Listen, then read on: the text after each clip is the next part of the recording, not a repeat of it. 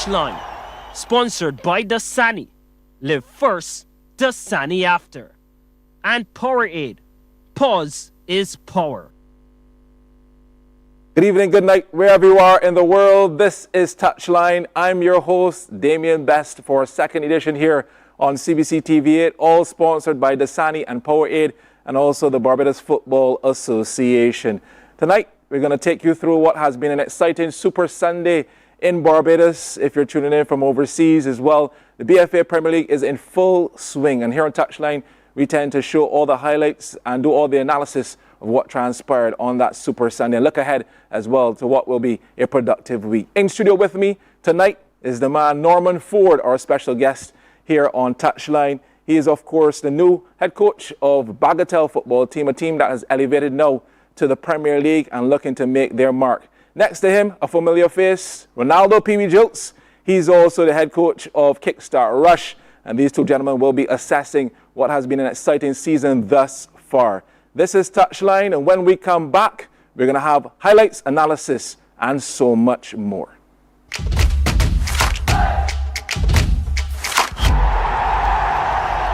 TouchLine, sponsored by Dasani. Live first, Dasani after. And Powerade. Pause is power. Welcome to Nature's Discount, the ultimate health food store. At Nature's Discount, we have thousands of quality products at great prices. Hi guys, Dottie here with Nature's Discount, and today we are talking about Solar Ray, microbiome, probiotics, and why you should be taking them. And we have well over 3,000 amazing products to help you get healthy. For your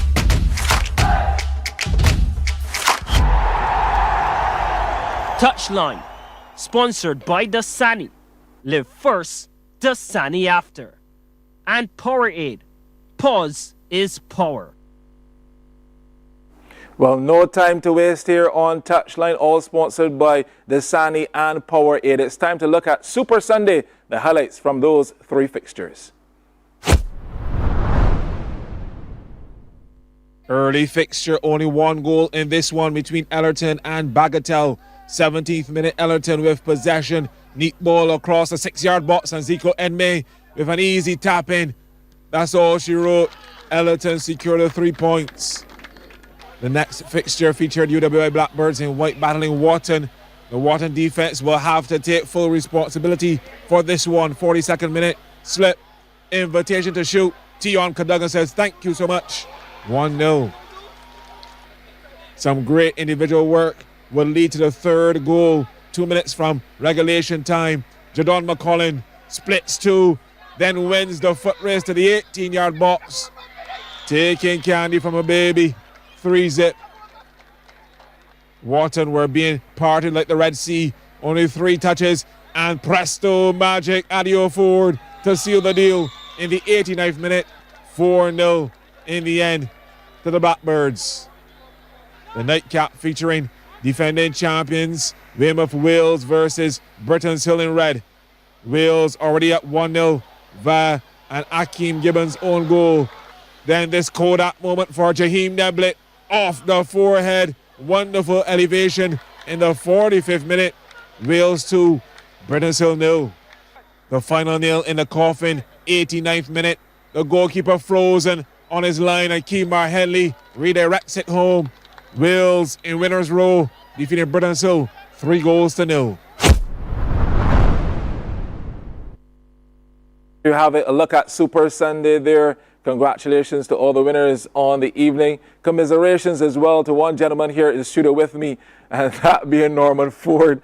Norman, Bagatelle having a mixed season thus far. I mean, you've had moments there in the game which you could have changed the scoreline a bit, but 1-0 in that opening game against Ellerton.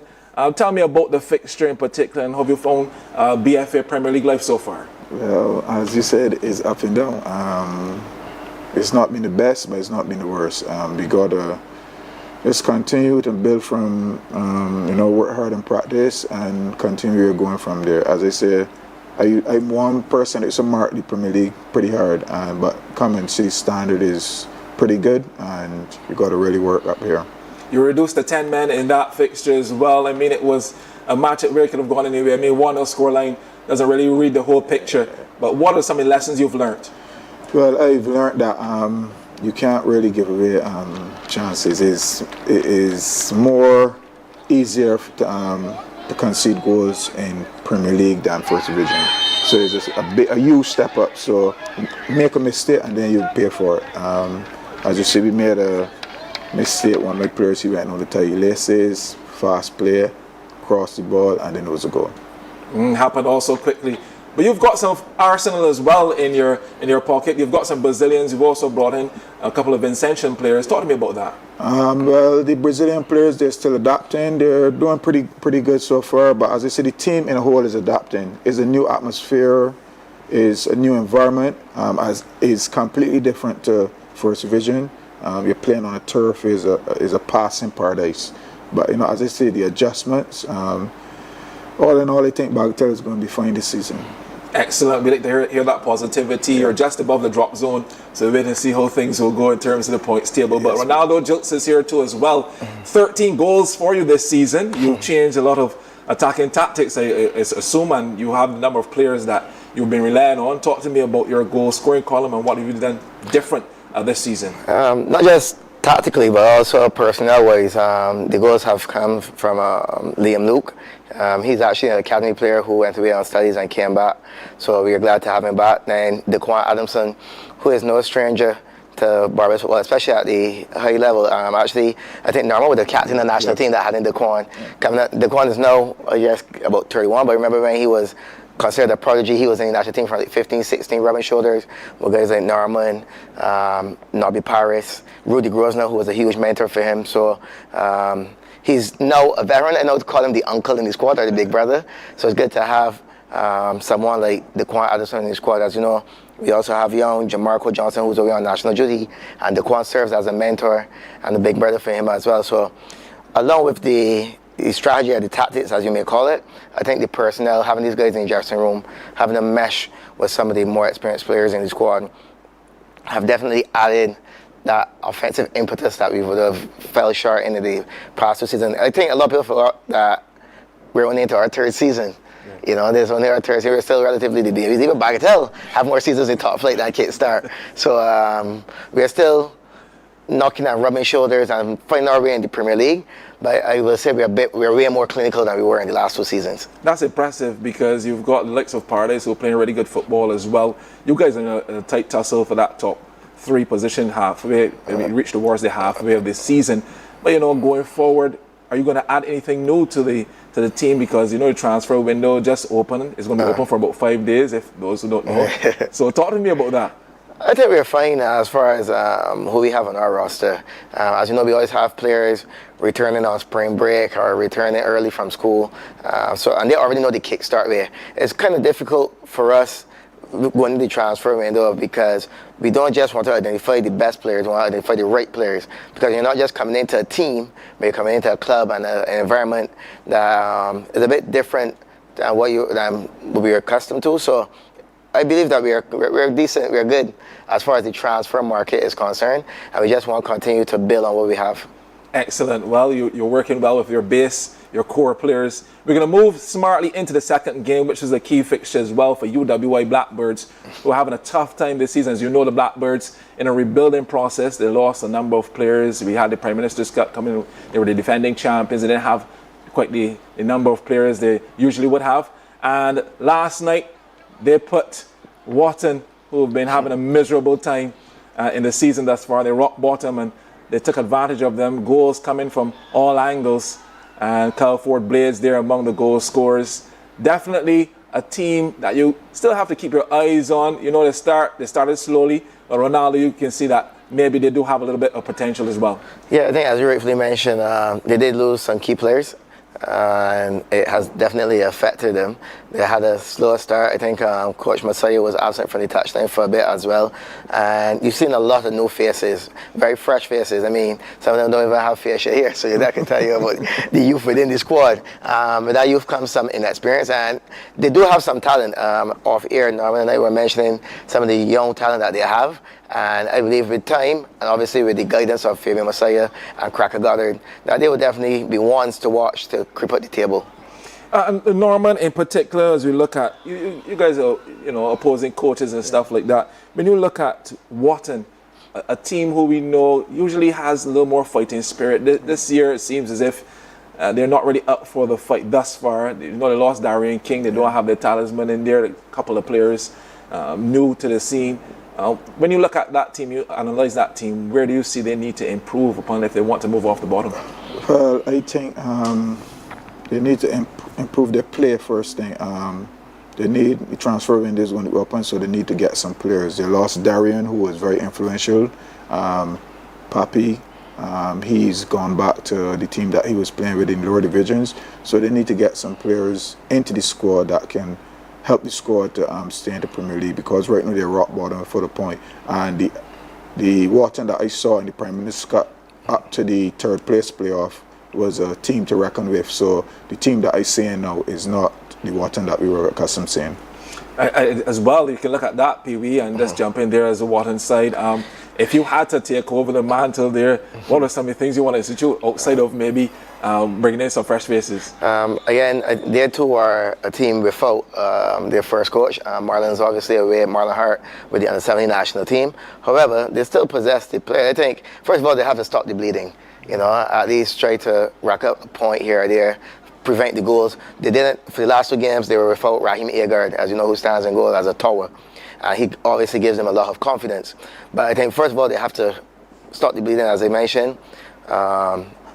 Either whether they're going to switch up formation, as Norman said, going to the transfer window and identify some players who can defend, not necessarily defenders, but players who can defend, and then identify and out forward. They started the season with Khalil Van der Poel, who plays in the senior men's national team, but I believe that he got injured along the way. So they definitely will have to identify a couple of players who could defend and stop the goals, and then someone who could definitely get the ball back in net.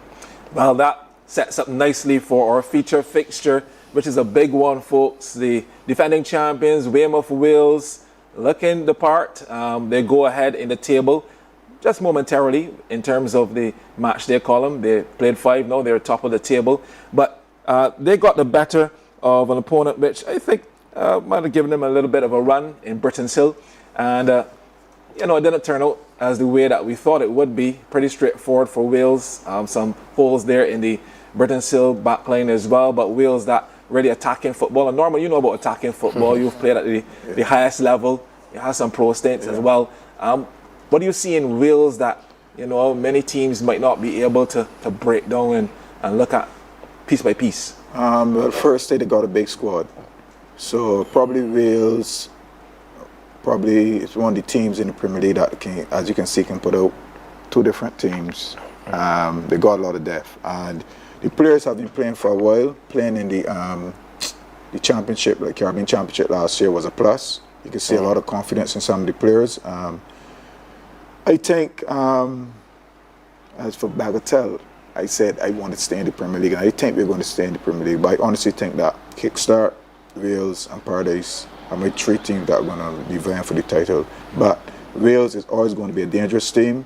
But not because Ronaldo's here, but I like the youngsters that he has in the team and how they play and stuff, this brand of football. And I also like the Paradise squad that I see set up right now. So I'm going to say that 3 of those teams are the teams that are going to give problems this year. Oh, wow. That paints a perfect picture for Ronaldo as well. You've got a key fixture coming up. You can retake the lead in the championship in terms of the Premier League table. In your next fixture, you play Pride of Gall Hill, I think it is. How are you preparing for it? Game by game, that's how we take it. I often compare league football to test cricket. You just have to stay in the game and stay stuck in. I believe that Gall Hill, with their youth, that dynamism, that aggression, it has caused us problems in the past, and Gall Hill is one of the things that could get very gritty, especially if they take the lead. They're ones that will definitely protect the goal. So with that one, we will try to condition and simulate what Gall Hill has to bring, try to place in nice tight spaces, attract them, and then utilize the size of the field. Norman mentioned the environment at the turf being a bit different. This is only Gall Hill's 2nd season back in top flight, so they're still getting acquainted to the size of the turf, the surface of the turf, and we would like to use that to our advantage. So preparing for that one, we would like to continue, as you mentioned earlier, racking up the goals, but we are expecting a very gritty Gall Hill unit.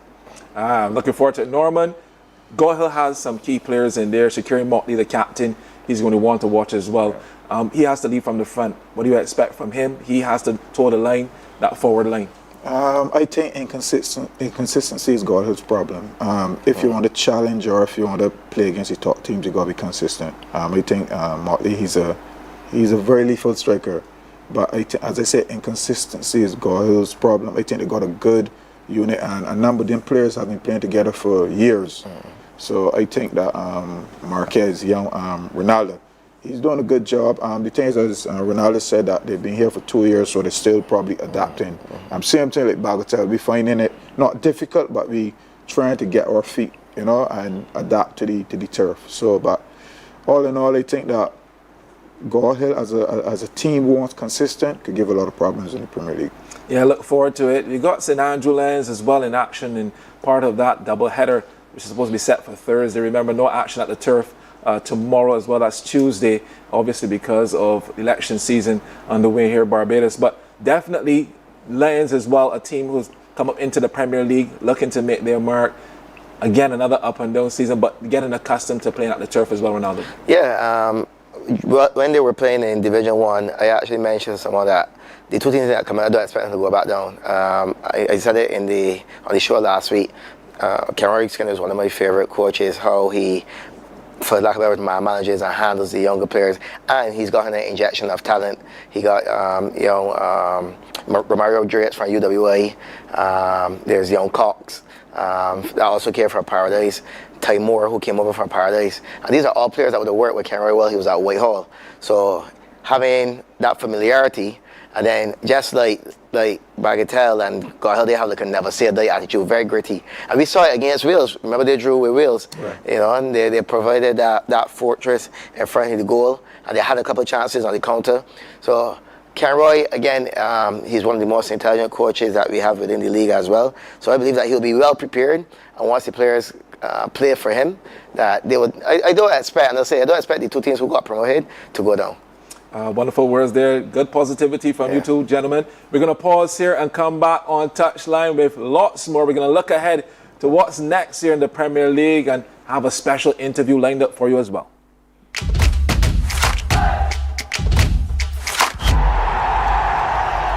Touchline, sponsored by Dasani. Live first, Dasani after. And Powerade. Pause is power. Welcome to Nature's Discount, the ultimate health food store. At Nature's Discount, we have thousands of quality products at great prices. Hi guys, Dottie here with Nature's Discount, and today we are talking about Solar Ray Microbiome Probiotics and why you should be taking them. And we have well over 3,000 amazing products to help you get healthy.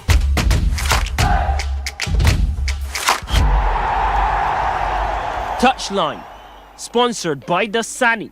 Live first, Dasani after. And Powerade. Pause is power. Welcome back to Touchline here on CBC TV8, all sponsored by Powerade and Dasani, and powered by the Barbados Football Association. It's time for a special segment which we like to call Link Up. Our first part of that Link Up show is going to be Daquan Adamson, a forward for Kickstart Rush.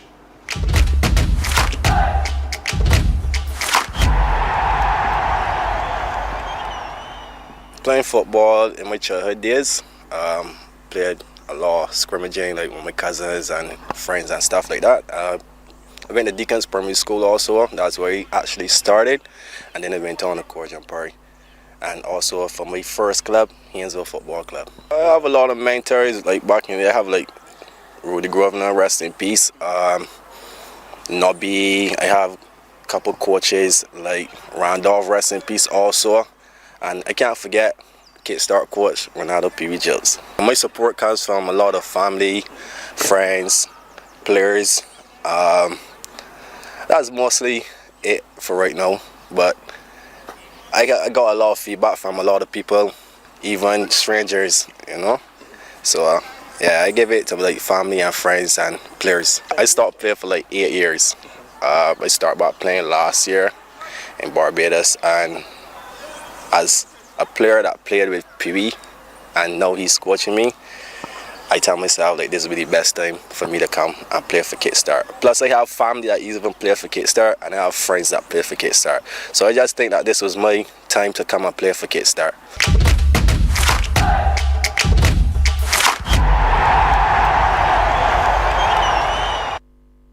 Wonderful to hear from Daquan Adamson there. He is part and parcel of the Kickstart Rush Football Club. We're going to be going around and interviewing a number of players from all the other clubs. Don't you worry. We only started with Kickstart, but it's good to hear from the players, their aspirations, their goals for 2026 and beyond. Time now to tell you as well, we've got some international action happening. The CONCACAF Under-17 qualifiers over there, and we've got Barbados in action up against Mexico. You know, Barbados started the Under-17 competition red hot with 2 victories. They're up against Mexico in a top of the table clash. Gentlemen, I know PB's been following this all along while we're here. So Barbados Under-17 team full of energy, full of confidence as well. They won their 2 opening fixtures, beating Trinidad and then St. Martin, I think it is. Yes. Absolutely fantastic. What has made the difference this time around?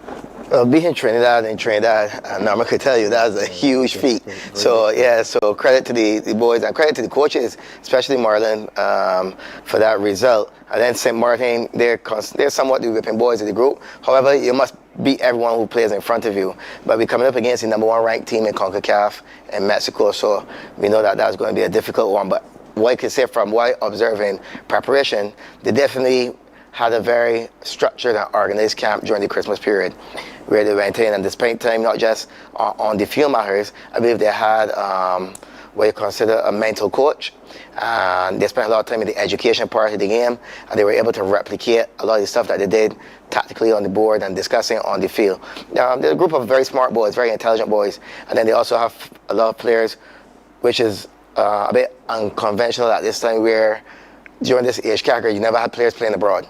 You have so many players playing abroad now. That's why you have young Jacob Gollop, there's Adam King, there's Ruben Garns-Allen, Nikolai Banton, and we would have had Jonathan Neblett-Roach, who's based in Florida, but he had a back injury. So when you have almost 5 players in the under-17 squad, obviously there's no such thing as international jitters. They bring in all that international experience from playing abroad, playing with players from different countries, playing in different environments, and then when you go and you bring it back to your home country and with your colleagues, it makes it a little bit easier. It makes the dressing room more settled because they don't feel those nerves, because you got these 5 guys who are playing international football, the best part of being a professional, and they bring that in the dressing room. So I think that has a lot to do with it. And then you had the long Khalik Lashley, who played in the Premier Cup recently. So there's some experience. Yeah, that's the key part of it. Experience. And building up that experience and bring that to the national level. Norma, you know about national football as well. I can confirm to you folks, unfortunately, Barbados lost the fixture just now, 4-1, but they dropped to 3rd in the group behind Mexico, the leaders, and Trinidad and Tobago. But nonetheless, they've had a good outing. Norman, at the highest level, what is required mentally of the players at this very young age? You're enthusiastic, you want to score everything. I guess if you're going to speak in about at this level right now, you need patience. You need to understand the game. You need to understand what you're going to do when you play. As Ronaldo said, having players from overseas, I could be wrong, but I don't think that we had overseas-based players coming into a youth team like this. So that has been a plus. The team, you can see that they look fresh. I think that was a plus because I can't remember. I played from on the 21, on the 19, on the 20, on the 23, and we have never beaten a Trinidadian team. So that itself is a plus. So these youngsters have to be doing something right. So we need to get that transition from on the 17 to on the 20, on the 23, straight up to the senior national team. So we need to keep this team together and keep going from there. Well, in between Norman's comments and Ronaldo's comments, just to remind you as well, if you want to chime in, our call number 228-5562. That's 228-5562. If you want to ask a question about the Premier League, and these 2 esteemed gentlemen here are willing and able to answer those questions at any point in time. But definitely, Ronaldo, the next step for these guys, how do we keep them competition ready? Well, the good thing is that a number of them are seemingly in Premier League teams. So playing at the highest level in the country at this age, and it must happen really between Division 1 and Premier League if you're going to be representing your country at this level. The good thing again is that a number of the academies if we consider or label them, that have teams either in Premier League or Division 1. So that kind of help with the transition. Usually at the academy level, we spend a bit more time, and like I say, because obviously Kickstart Rush being one of them, we spend a bit more time with the players, and that's one of the most significant differences between playing with just a regular club, if you want to call it that. We spend between, let's say, 2 to 3 days. But I know on the 13th and the 17th at Kickstart, 3 days is the minimum. So you get to spend a bit more time with the players, and obviously you could go through the curriculum and go through the methodology of the club. And when you get that opportunity, you get to replicate that at the Premier League level, at the Division 1 level, at that senior team level. And when you get the opportunity, I could tell you, like, I went into the Premier League at 15, and Norman was at Youth Milan, John Hawksworth was at Notre Dame, Kent Hall was at Paradise. And so I was sitting on the bench and just watching these guys at times. You might not even get to play, and then getting on the field to rub against them. You know what I mean? That takes your football, because you want to be on the field there. So that takes your football to that next level. Excellent. Yeah. Excellent. I love it. Well, it's that time of the evening. We will move smartly along to our goal of the week. It comes from a UWI fixture as well.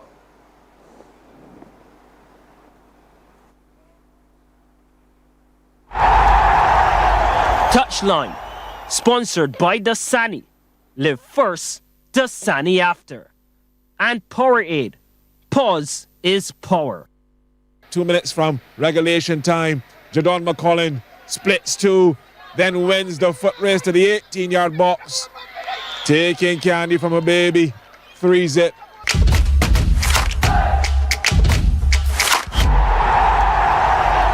TouchLine, sponsored by Dasani. Live first, Dasani after. And Powerade. Pause is power.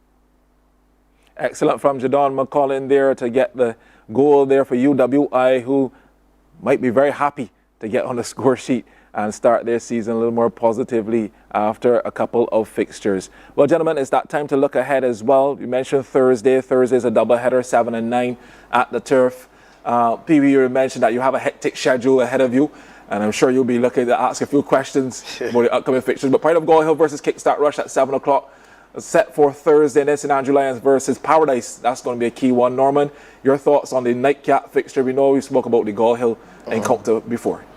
Well, as I said before, this Paradise team is a machine that seems to be rolling. You know, I like the confidence in the players. I think Mario is doing a fantastic job with the team. I think that Lions will have a difficult night, but still don't underestimate the Lions, because they got, as Ronaldo said, you got some good players in the Lions too. So that definitely should be a good battle.